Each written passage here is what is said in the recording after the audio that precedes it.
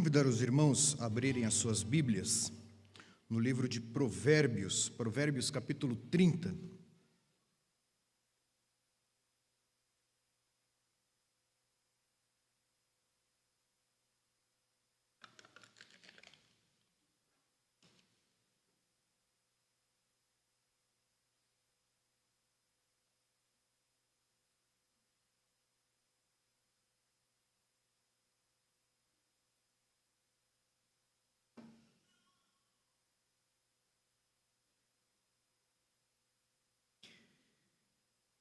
Livro de Provérbios, capítulo 30, faremos a leitura do versículo 1 até o versículo 3, depois do versículo 24 até o versículo 28. Provérbios, capítulo 30, faremos a leitura do versículo 1 até o versículo 3 e depois do versículo 24 até o versículo 28. Diz assim a palavra de Deus: palavras de Agur, filho de Jaque de Massá. Disse o homem: fatiguei-me, ó Deus, e estou exausto, porque sou demasiadamente estúpido para ser homem. Não tenho inteligência de homem, não aprendi a sabedoria, não tenho o conhecimento do santo. Depois no versículo 24. Há 4 coisas muito pequenas na terra, que porém são mais sábias que os sábios. As formigas, povo sem força, todavia no verão preparam a sua comida. Os arganazes, povo não poderoso, contudo fazem a sua casa nas rochas. Os gafanhotos não têm rei, contudo marcham todos em bando. O geco que se apanha com as mãos, contudo está nos palácios dos reis. Este ano, de repente, e confesso para vocês que foi de repente, eu não esperava, fui pego de surpresa e eu fiz 50 anos. Acordei e falei, 50? Mas como assim? A vida não nos prepara para certas coisas. E tem aqueles que falaram, mas é um jovem ainda. É verdade, confesso que me sinto num corpinho de 25, tá? Mas tem algumas datas, né, que são mais significativas. 18. Teve um colega que disse que 30 foi o dia que ele não saiu de casa. A mulher queria fazer um bolo, queria fazer comemoração. Ele falou, não tem comemoração. Uns são 80, tem aqueles que comemoram os 100. Né? Tem datas que são significativas, né? 65, 60, não sei, cada um tem.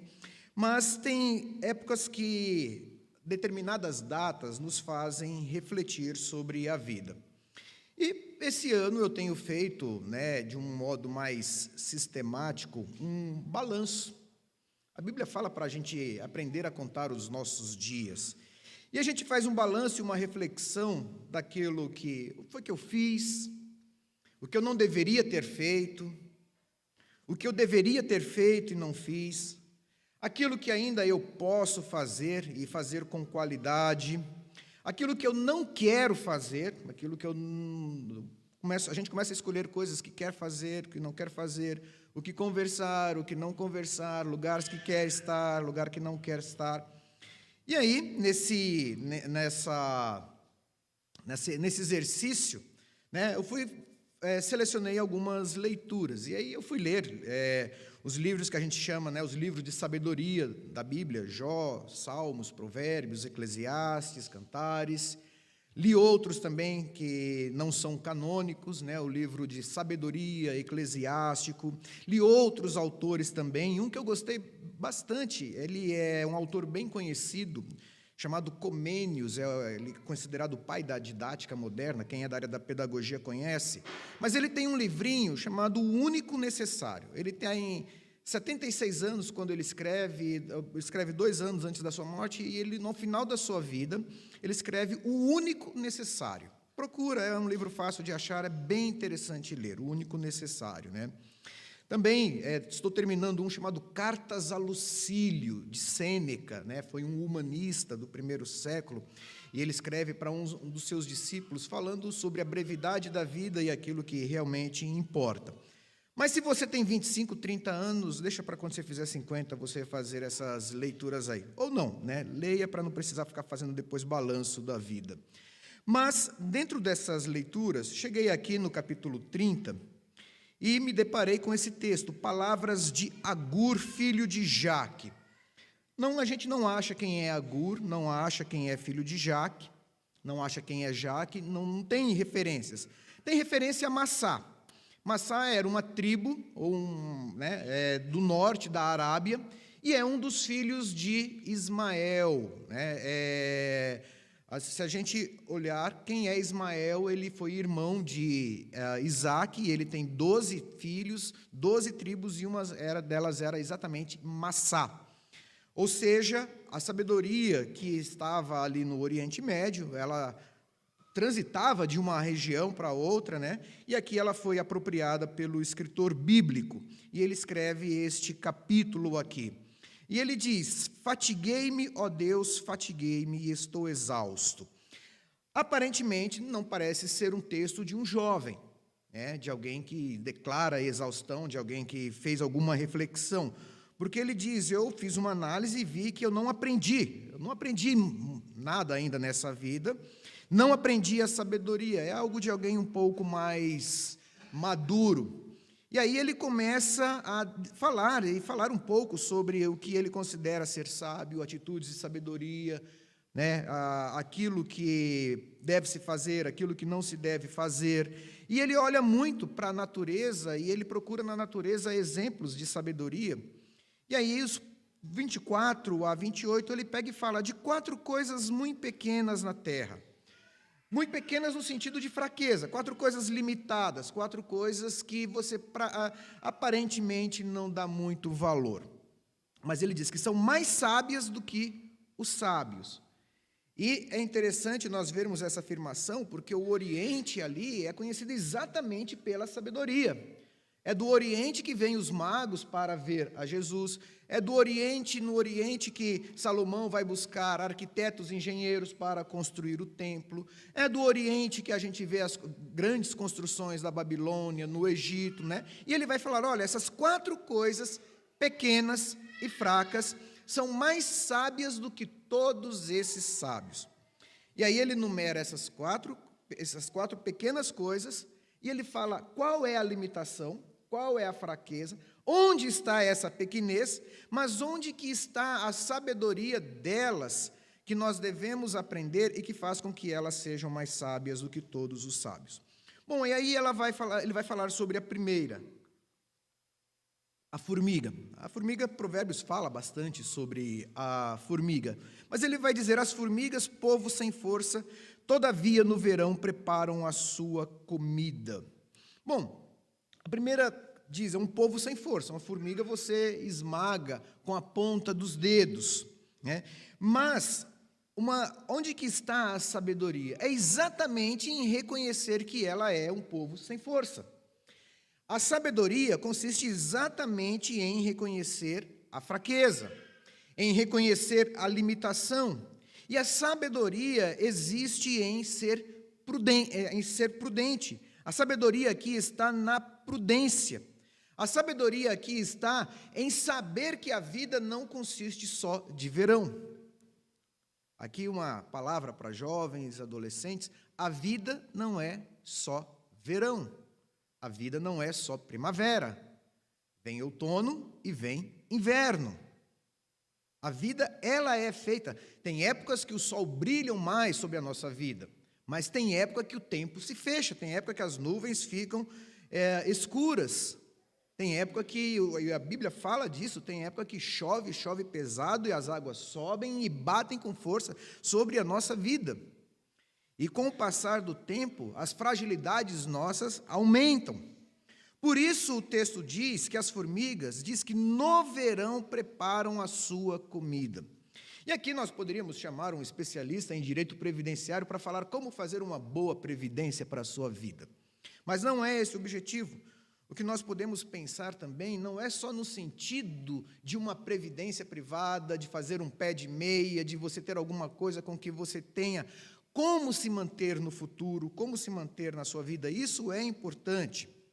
Mas também é interessante nós pararmos para pensar naquilo que nós estamos armazenando, aquilo que nós estamos estocando. Estocando onde? Na nossa mente, no nosso coração, no nosso próprio corpo físico. Ou seja, com que nós estamos nos alimentando. Uma das pessoas com quem você passará o maior tempo na sua vida é com você mesmo. E quanto mais os anos passarem, mais tempo você vai passar com você mesmo. Menos disposição você vai ter para sair com os amigos nos finais de semana, para fazer atividades sociais, e cada vez mais você vai ficar com você mesmo. A pessoa com quem você mais vai conviver é com você mesmo. E aí a pergunta é: que tipo de pessoa nós estamos cultivando para ser o nosso maior companheiro no futuro? Ou seja, essa pessoa que vai passar muito tempo comigo mesmo, que sou eu mesmo, quem será essa pessoa? Quem será essa pessoa? Por isso que o texto bíblico nos diz: de tudo que tem que guardar, guarda o teu coração, porque dele procede as fontes de vida. Guarda o teu coração. Por isso que Paulo, lá em Filipenses 4:8, ele diz, que naquilo que for puro, verdadeiro, amável, de louvor, de boa fama, seja isso que ocupe o vosso pensamento. Por isso que em Efésios fala que nós devemos cobrir a nossa cabeça com o capacete da salvação, ter a espada do Espírito, a oração, e vai dando várias coisas, exatamente porque vai manter o nosso tanque, tanto emocional quanto espiritual, abastecido. Porque senão o risco que nós temos é de passar o restante da nossa vida convivendo com alguém que é a gente mesmo, com alguém que talvez seja profundamente amargurado, alguém que seja profundamente ressentido, alguém que seja profundamente não agradecido pelas coisas que recebeu na vida, alguém que não cultivou bons relacionamentos, sejam familiares, sejam relacionamentos sociais, alguém que vai conviver o tempo todo ali apenas com o ressentimento e com a amargura. Então, o que nós estamos ajuntando no nosso verão da vida? O que nós estamos ajuntando? O que nós estamos fazendo questão de guardar? O que nós estamos fazendo questão de levar para dentro do nosso coração, levar para dentro da nossa mente? Por isso que o texto diz: 4 coisas mais sábias que os sábios, as formigas sem polvo, sem força, todavia no verão preparam a sua comida. A vida não é feita só de verão, invernos chegarão. E aí o que nós temos para nos alimentar quando este inverno chegar? Mas em segundo lugar, arganazes. Arganazes não é um animalzinho que a gente talvez perguntar, alguém já viu um arganaz? Talvez não. Mas a arganaz é um pequeno roedor, algo parecido com um esquilo. Tá? Quem já assistiu aí a Era do Gelo, é mais ou menos aquele bichinho que fica correndo atrás da noz, é algo parecido com aquilo ali. Tá? Exato, então já visualizaram, né? E aí diz assim, os arganazes, povo não poderoso. É interessante, formiga é muito pequena, o arganaz é um povo não poderoso. Contudo, fazem a sua casa nas rochas. Esse também, às vezes, é um outro problema nosso. Nós achamos que somos grandes e que não haverá inverno na vida. E achamos que somos fortes demais, achamos que somos poderosos, que somos indestrutíveis, que nada pode nos atingir, nada pode nos abater. Por isso que Paulo diz: aquele que pensa que está em pé, cuidado e veja que não caia. Nós não somos fortes, nós não somos... Na verdade, nós somos muito frágeis. Frágeis demais. A vida nossa, ela está sempre pendurada por um fio. Mas diz: povo não poderoso, contudo fazem a sua casa nas rochas. Aí vem a pergunta: onde que está verdadeiramente o nosso abrigo? Onde que está o nosso abrigo? Onde que está a nossa confiança? No que nós depositamos as nossas esperanças? O que me dá aquela segurança que eu preciso, que todos nós precisamos para viver? A gente pode ter aí um bom colchão financeiro, né, crendo que aquilo vai nos dar uma tranquilidade para a vida, e se puder ter, realmente é importante, e a tranquilidade ou a segurança financeira, ela é uma segurança emocional também. Mas há pessoas milionárias que não conseguem desfrutar de um centavo sequer daquilo que têm.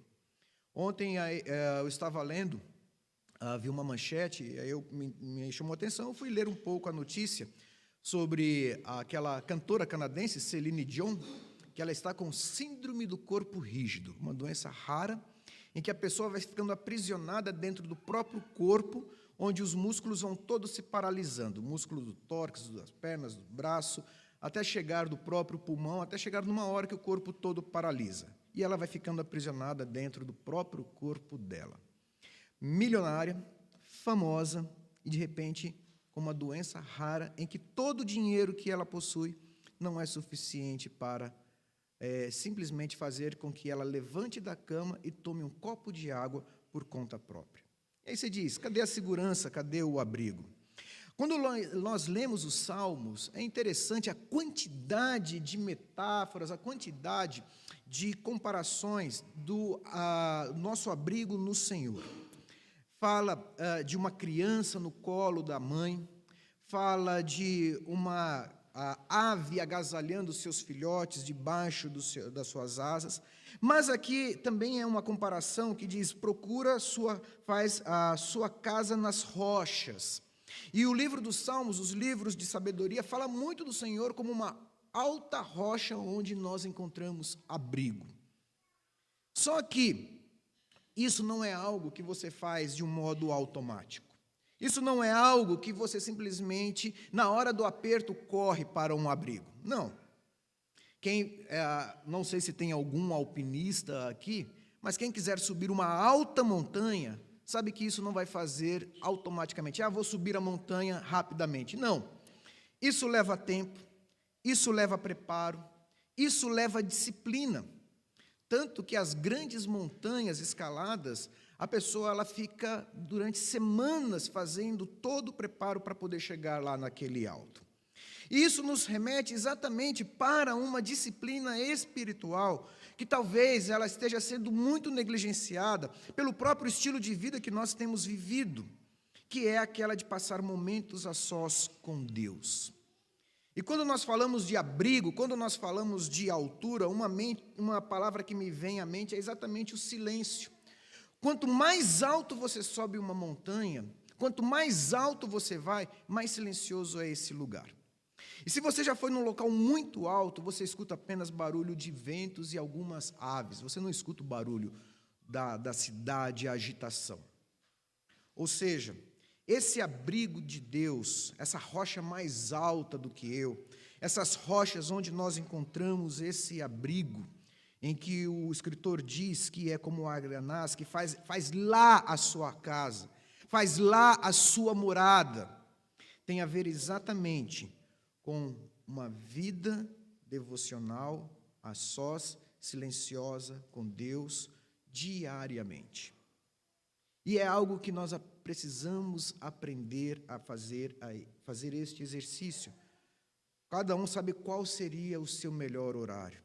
Mas aquele horário que você não vê o WhatsApp, que você não liga a TV, que você não faz nada, mas é você e Deus e a sua palavra, onde você se coloca diante dele e você vai aprendendo cada vez subir mais alto nesse relacionamento. Cada vez você vai aprendendo um novo estágio dessa vida espiritual. Cada vez você vai intensificando essa confiança e vai alcançando um abrigo cada vez mais alto. E aí você tem aquela segurança que o salmista diz, que você está naquela rocha e você consegue olhar o mundo de cima. E ainda que esteja tudo um caos, que esteja um pandemônio, mas você sabe que lá as águas não lhe atingirão, porque você está nessa rocha que é o seu abrigo. Mas o terceiro, gafanhotos. Onde que está a fraqueza? Os gafanhotos não têm rei. Eles não têm, aqui quando nós falamos de rei hoje, é algo muito mais simbólico. Mas rei, naquela época, não tinha tanta pomposidade como se tinha hoje. Por vezes, o rei era aquele que, na hora da batalha, encontrava-se perante o outro rei, e os dois ali lutavam para poupar os seus exércitos. O rei era aquele que ia à frente, montado ali no seu cavalo real, e lutava as batalhas do seu povo. Tanto que, num determinado momento, os generais chegam para Davi já um pouco mais maduro, e falam, não, você não vai sair mais na guerra com a gente. Agora você vai ficar em casa. Diz que ele quase morreu, talvez já estava ali também, passando ali os seus 50, 60 anos, não, agora você fica em casa. Isso aí não é mais para você. Você não tem. É duro, né, ouvir isso, né? Você não tem mais idade para isso. Não sei quem já ouviu isso de filho, de neto, né? Mas deve ser duro. Você não tem... No metrô, esses tempos atrás, um rapaz falou, quer sentar, senhor? Eu falei, rapaz, me respeita. Quer sentar? Eu falei, gente do céu. Mas tudo bem. Os gafanhotos não têm rei, contudo marcham todos em bando. Onde que está a sabedoria aqui? Aprender a andar juntos. Consiste em andar juntos. Nós vivemos na época das grandes façanhas pessoais, né? Todo jovem quer ser um Mark Zuckerberg, todo empresário quer ser, um Jeff Bezos, quer ser alguém que foi para a internet mexendo, já quer ser um Bill Gates. E há uns anos atrás aí, algumas empresas faziam as suas de vendas, faziam suas grandes conferências em hotéis e levavam lá palestrantes para falar do sucesso de venda e como agora tem o seu carro, sua casa, seu iate, sua mansão, e dava essas motivações e colocava exatamente essas figuras, esses heróis. E a gente vai aí se construindo de heróis em heróis e as pessoas vão se motivando a partir desses grandes nomes, desses grandes exemplos, que a gente vê que muitas vezes é algo montado, E aí a gente pensa que consegue, com uma boa dose de motivação, resolver tudo na nossa vida. Eu escutei uma frase bem interessante esses dias atrás, de alguém falando sobre a motivação, poder da motivação. Falou assim, na subida do Everest está cheio de alpinistas bem motivados, mas mortos. Então, só a motivação em si, só fazer grandes motivações e aí eu vou conquistar o mundo, é uma grande falácia. Por quê? Nós temos que aprender a andar juntos. Nós temos que aprender que numa sociedade marcada tanto pela individualidade, tanto pela pressão do sucesso pessoal, talvez o caminho não seja tanto esse. Não estou dizendo que não há questões individuais, valores individuais, não é isso. Mas eu estou falando exatamente que a força de um povo está na sua coletividade. Quando ele olha para si, ele se vê como povo. Aliás, Jesus, na sua oração sacerdotal, ele diz, Pai, a minha oração é para que eles sejam um, como eu e tu somos um, a fim de que o mundo creia que tu me enviaste. Ou seja, a força do testemunho de uma igreja está na sua unidade, e não na sua capacidade de ter TVs, de ter líderes políticos, de ter grandes nomes, grandes intelectuais, grandes empresários. Paulo, escrevendo aos Coríntios, disse, olha, Deus não escolheu as grandes coisas deste mundo, não escolheu os de nobre nascimento, escolheu pessoas simples. E o cristianismo, durante alguns anos, era exatamente o cristianismo do povo simples. E a alta sociedade romana e grega desdenhava dos cristãos porque eles eram constituídos de pessoas simples. Em sua grande maioria eram pessoas simples. Pessoas do povo, lavradores, donas de casa. E, às vezes, nós ficamos atrás de grandes heróis para o grande cientista, o grande político, o grande escritor, o grande, e aí começamos a ser mais eu e menos nós. E Agur, ele diz, olha, descobri que eu sou estúpido demais para ser homem, mas eu olhei para os gafanhotos, e eu vi que o fato deles marcharem juntos, faz a força deles. A força deles está exatamente em que eles vão todos juntos. Eles caminham juntos. E é algo que a igreja ela precisa aprender. Infelizmente, vivemos anos em que a igreja ela tem sido muito mais caracterizada pela sua fragmentação do que pela sua unidade. Às vezes, coisas tão pequenas, minúcias, firulas teológicas tão pequenas, têm sido capazes de dividir o povo de um modo irreconciliável. Questões políticas têm dividido famílias e igrejas. Questões básicas, coisas simples, que não são essenciais, que vão passar, têm dividido o povo. E aí é onde vem a nossa fraqueza. Por fim, o geco. O que é um geco? Não sei se alguém já viu um geco na vida. Tenho certeza que todos já viram um geco. Geco? Uma lagartixa. É uma lagartixa. O geco que se apanha com as mãos. Agora, eu não sei se você viu uma lagartixa e teve coragem de pegar a lagartixa com as mãos. Principalmente aquela transparente que você vê as vísceras dela. Já viram essa lagartixa? Tão branquinha que chega, você vê as veinhas, vê tudo, né? Se apanha com as mãos. Se você vê uma lagartixa, deixa ela quietinha no canto dela, porque ela está comendo insetos que estão ali, né? Faz parte deixa ela lá. Não, mas interessante, se você pega uma com as mãos, contudo está nos palácios dos reis. Onde que está a sabedoria aqui? Ela sabe escolher o melhor lugar. Poderia falar, ela está nos monturos de lixões? Não, ela está nos palácios dos reis. Ela sabe onde procurar o melhor alimento, sabe o melhor lugar, sabe do que se alimentar, sabe o ambiente, né, aquilo que está fazendo bem para ela. E aí a pergunta que eu me fiz e que a gente compartilha aqui, né, quais lugares temos escolhido para passarmos tempo? Quais lugares nós escolhemos para passar tempo? Existe hoje um outro lugar que não é um lugar físico, mas é um lugar virtual.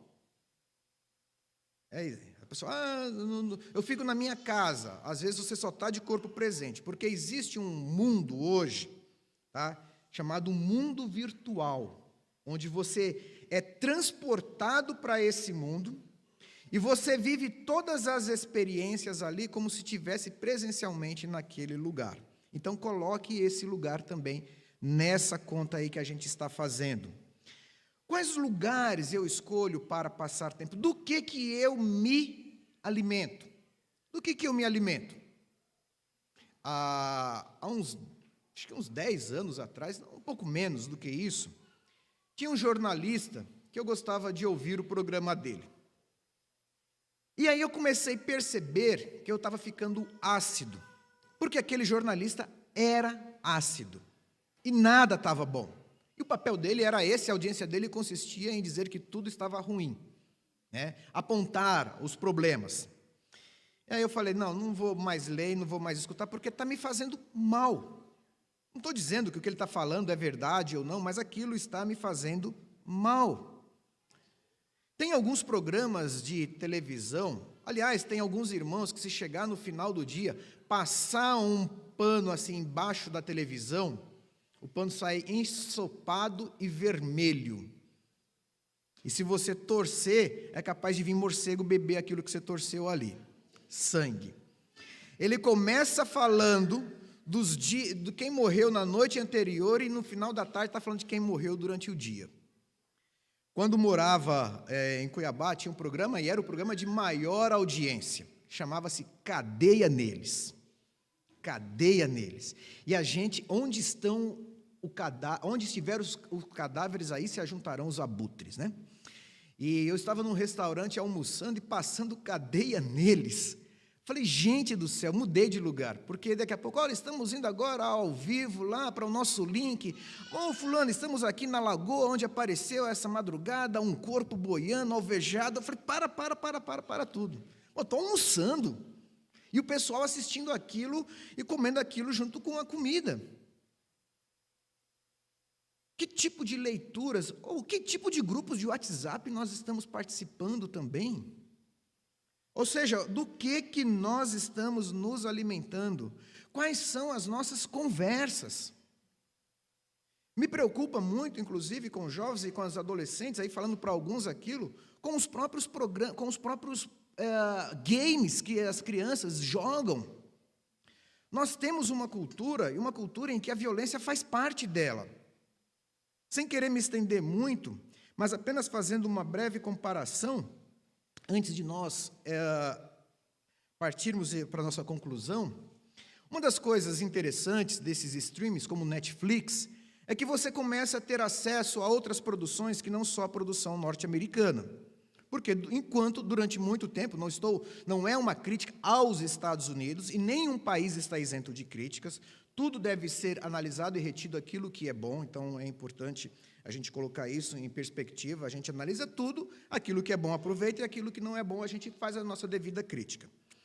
E a gente tem os programas de policiais, né, norte-americanos, e a gente gosta, e eu cresci, eu sou da geração de Comando para Matar de Schwarzenegger e de Rambo, né? Alguns mais antigos devem ter pego Chuck Norris, eu não cheguei a essa fase, né? Mas o filme terminava por falta de personagens, né? Não tinha mais ninguém para morrer. Acabava ali, os corpos iam se acumulando. E você vê essa série Americanas, não tem uma que não termine se não tiver pelo menos ali uns 50 assassinatos e mais, sei lá, quantos tiros. E a criança, a gente ganhava metralhadora de brinquedo e tal, e a gente vai crescendo com aquilo ali. Ok. E aí eu assisti algumas séries finlandesas, né, finlandesa, islandesa, norueguesa, também sobre investigação e tal. E é interessante que, quem já viu, né, alguma delas, passa, às vezes, a série, capítulos e mais capítulos, e você não dispara um tiro. Não dispara um tiro. Muito em questão, principalmente no suspense psicológico, na investigação, na inteligência e tal. E aí você começa a comparar. Recentemente, um ex-primeiro-ministro japonês sofreu um atentado por uma arma de fogo fabricada em casa. E o Japão acendeu um sinal de alerta, porque aquele ano estava chegando a quase 10 homicídios por arma de fogo. E no Brasil são 40 mil. E a gente não fica alarmado com isso daí. Então a pergunta é exatamente assim, o que nós estamos alimentando? E na época minha de adolescência, tinha um jogo chamado Doom, que virou filme. Nossa, eu assistia o filme. A noite inteira eu sonhava só com cérebros explodindo, cabeças explodindo, braços e pernas para tudo que é lado, né?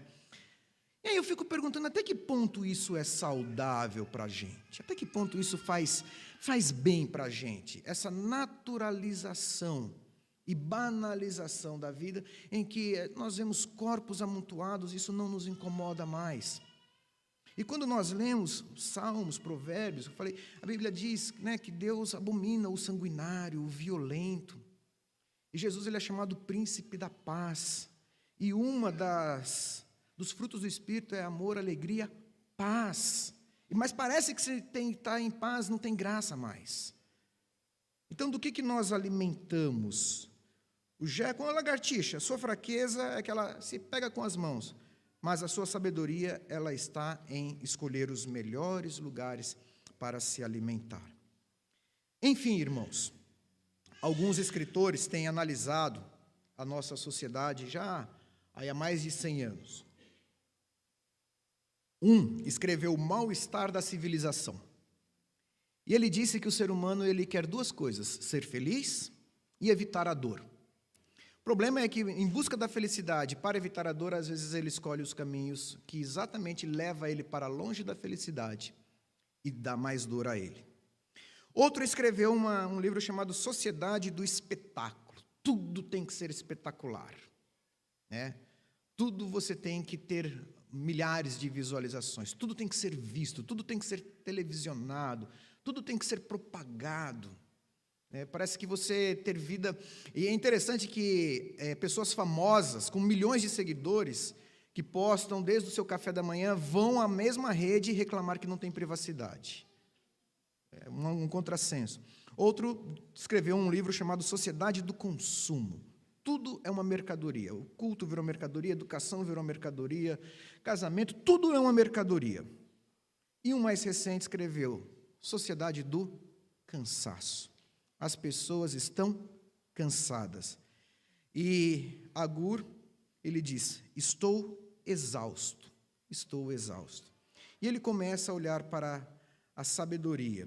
Então, irmãos, primeiro, reconhecer as nossas limitações, reconhecer as nossas fraquezas, reconhecer a nossa fragilidade, reconhecer a temporalidade. Nós não somos seres eternos, tá? Nós não somos eternos, eterno é só Deus. Estamos falando principalmente nessa vida aqui, somos temporais, o tempo passa. Então, o que eu levo para o meu abrigo? O que eu estou levando para dentro da minha mente, para dentro da minha casa? Onde eu busco abrigo? Eu sei viver como povo? Eu quero ter uma vida, uma carreira solo, e eu sei do que me alimentar? E, por fim, Provérbios 9 e 10. Esse mesmo texto se repete em Salmo e se repete em Jó, que ele vai dizer, o temor do Senhor é o princípio da sabedoria, e o conhecimento do santo é a prudência. Amém.